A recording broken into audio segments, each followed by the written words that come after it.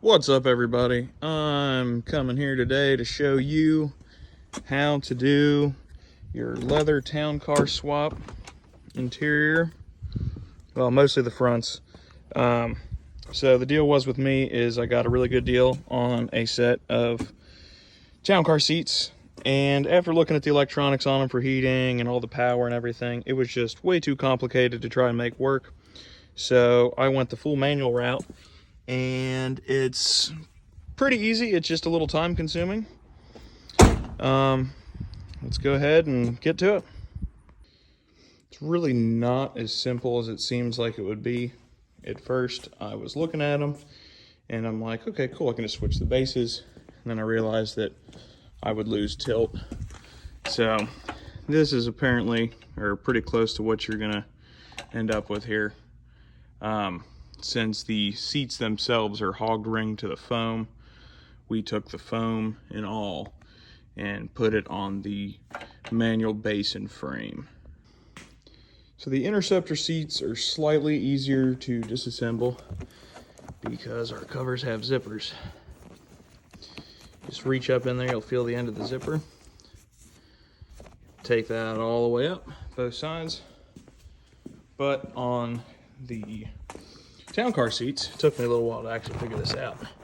There is a little screw in that hole down there that'll separate this backing here. And I'll get to that when we get there. I can't remember on the other seat if you're going to want to push in and up or in and down on this, and then this cover comes off. But you'll see once we get in there. Okay, so that's the clip we're dealing with back here. I got a little mixed up. There's a little bar that it clips onto back in there. But once it's on there, you just go down in this hole here, take your flathead, give it a little twist, and pull straight out on it. And we're gonna go ahead and do the same thing on the other side. And then the hooks up here just go up. So we're gonna push in on this, slide down, and that's gonna come out and it's gonna give us access to all the hooks for the upholstery and the headrest clips that are an absolute pain. So if you're working with the same style Interceptor seats that I am, this panel you actually push up and it comes off. See, we got the downward hooks, that bar, which is actually gonna be the opposite. After you get your little center screw out, back clips, you're gonna pull straight down. It's kind of a given. Can't really mess it up, but I just figured I'd say it anyway. So on your Vic seat, easiest if you push down on the seat cushion. You'll see this little clip right here. Just gonna take your flathead screwdriver, pliers, whatever is not on there super tight. And then don't fling it across the room like I did. Then after your clip's removed, it'll pull straight out with your little adjustment release. And personally, I don't like the clips going back on them because I like to be able to remove my headrest if I want. And it's not like they're just gonna fly out randomly. Once your headrest is out, you'll just see this little thing here, squeeze it, push, pop those out.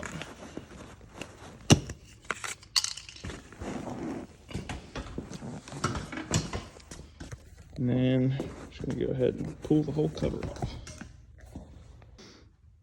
Now these town car headrests are gonna be a little bit more of a pain in the ass.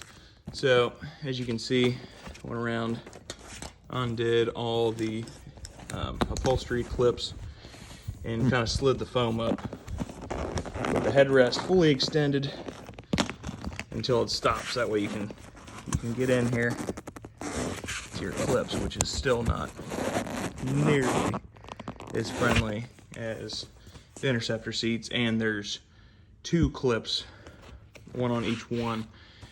And before you pull that foam up, these actually just twist off. So you'll twist them up, pull the headrest up, and then you'll be able to get this foam up about 4 inches or so, which gives you just enough space for the clips.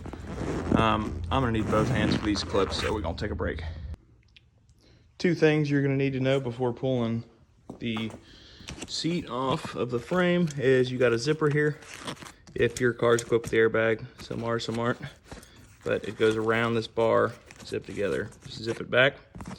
And then down here, since all these other wires are going to stay with the actual seat framing, we have two for the heating element to come through and plug in right here. Black, yellow, and well, double black, black, yellow, yellow. That's going to be your heating element. Unplug that, feed it through, and then you can pull your foam and upholstery off of the frame. So we're to the point where we're going to be taking the bottom foam off. Just a little something here to look at. Both of these are driver seats, and both of which have power lumbar. I just think it's kind of cool how the designs have changed. I believe the town car seats are out of an earlier 2000s model, but the Vic has an air compressor with a little air bladder. Thought that's kind of cool. And then over here we got some sort of weird spring, leaf spring contraption with a window regulator style motor. So the first thing you're going to want to do is, both seats are set up almost identical in this way. They have a just a little clip here that will be on the back outside corner in orientation to the car. These are probably my least favorite clips on the whole thing because they kind of have, well, that was actually really easy. They're kind of barbed like a fish hook, and they really lock into each other. Now this one came apart relatively easy because the lip is pretty well worn off, but once you get that down, we're really going to gain good access to our bolts here for removing the seat frame itself, so you can pull through these holes here. I'm glad I discovered that it's possible to do this way, because when I put the passenger seats together, I pulled the seat back off of the base before I started getting the upholstery and everything off, and it was an absolute nightmare. So live and learn. That's why I'm making the video the second time around, because I kind of taught myself a few tricks. And for the underside here, both seats are going to be nearly identical. As far as how this upholstery comes off, you're just going to kind of grab an end, and it kind of reminds me of a heavy-duty Ziploc bag, to where there's a lip on the seat, metal seat frame, that these kind of just go on. And I know you're thinking, holy shit, that's going to be a pain in the ass to put back on. They're actually way easier to get back on this lip than they are originally to take off. All the sides are going to be like this. However, there's nothing on the back of this one. Now there is on the Vic, but it's really easy. Just and you'll just work your way around. And don't forget your lumbar switches. You're going to want to pull those screws out and unplug it. Starting in the middle is not a good idea.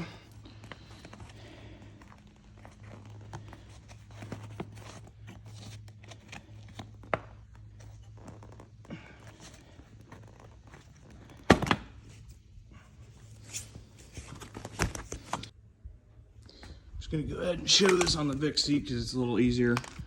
Do be mindful when you're taking your town car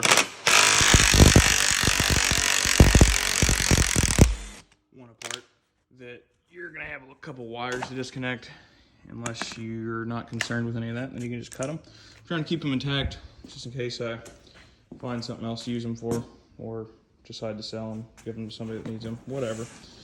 But anyways, 13 millimeter is going to be kind of tucked down into the seat. Just push it down a little bit, you get right to it. Don't lose your little collar, because it's actually more like a stud. That little collar keeps it from binding up, because the other side's where the tilt lean back locking mechanism is. All going to be 13 millimeters.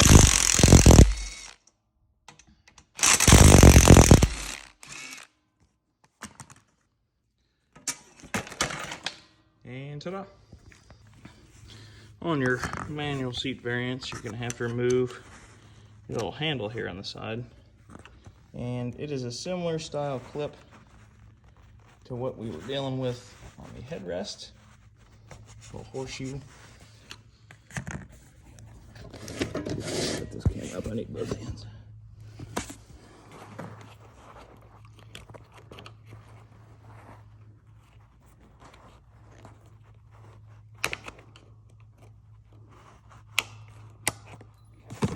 Another jumping clip. That'll be off there. Obviously, when you're putting your leather base on here, you just got to cut a little hole for that to come out. And something else to pay attention to is your seat belts, actually. So, ones out of my Crown Vic are equipped with the, I guess, for the warning light or whatever. However, these Town Car ones, I don't know exactly. Oh, maybe that was just a passenger side thing. Either way, I'm gonna go ahead and stick with my original. Plugs could be different, and that way it just works guaranteed without having to hack anything together. So if you're anything like me, use this time to clean the things that you're not gonna ever see again, but you just like to know are clean. Like, look at that. That is gross. All right, skipped ahead a little bit. Forgot to mention a couple things. So seatbelt, 18 millimeter. It's gonna be on that stud. And you got to pull it off because there's that bezel. It won't fit through. Fixed seats don't have a bezel. So unplug it, take it off, and then you're gonna wanna put your seat on roughly onto your base, or well, that base, and then feed it down through. All right, sorry I had to jump ahead here a little bit. Required both hands. Got the seatbelt in. It's kind of a pain to fish down through and keep the seat on at the same time. I just like to do it before I did all the clips. We're all clipped up down here. Put the seatbelt signal switch line, whatever the hell you want to call it, back on there, and we're about ready for the seat back. Okay, so once you get your frame back on, don't put your bolts all the way in, because you're going to want to undo probably this side once you start getting your foam on, and then you need to run the upholstery under here. That way you can pick it up and you got a lot more room to work with it.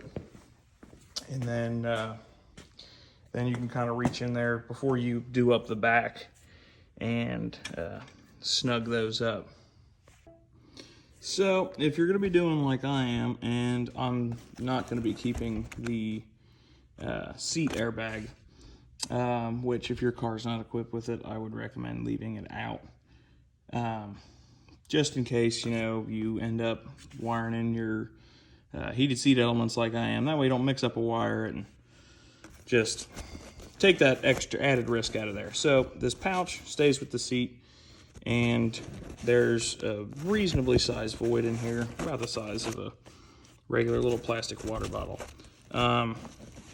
I just went ahead and filled mine with old microfibers, just so we have a little added support here, especially since it's the side you're going to be getting in and out of.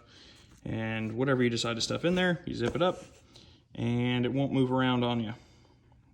But yeah, I thought about using a plastic water bottle, but I was kind of worried about the noise that it might make.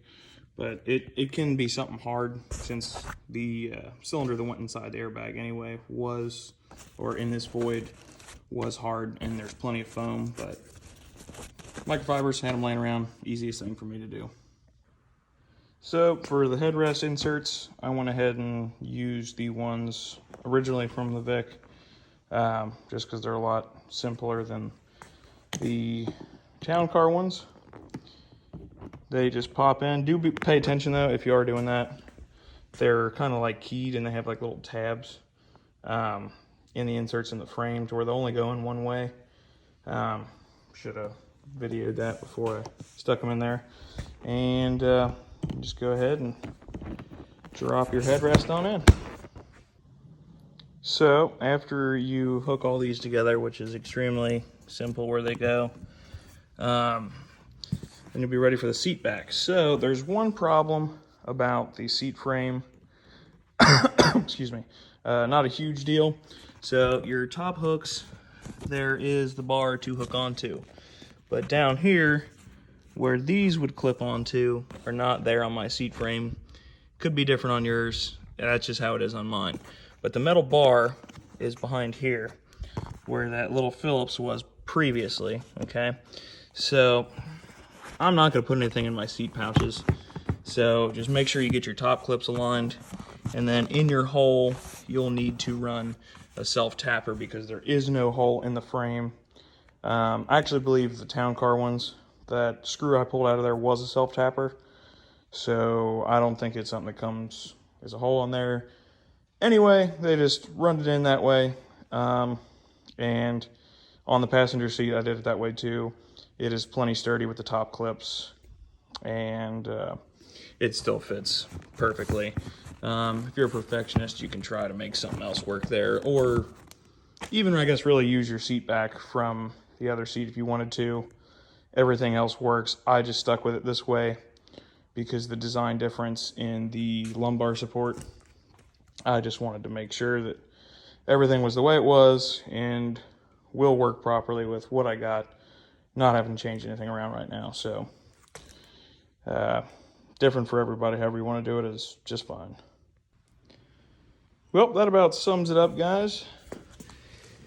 Cut my hole for that, popped my lumbar support buttons back in, plugged it in, and don't forget to run your heated seat plugs out if you plan on setting that up later.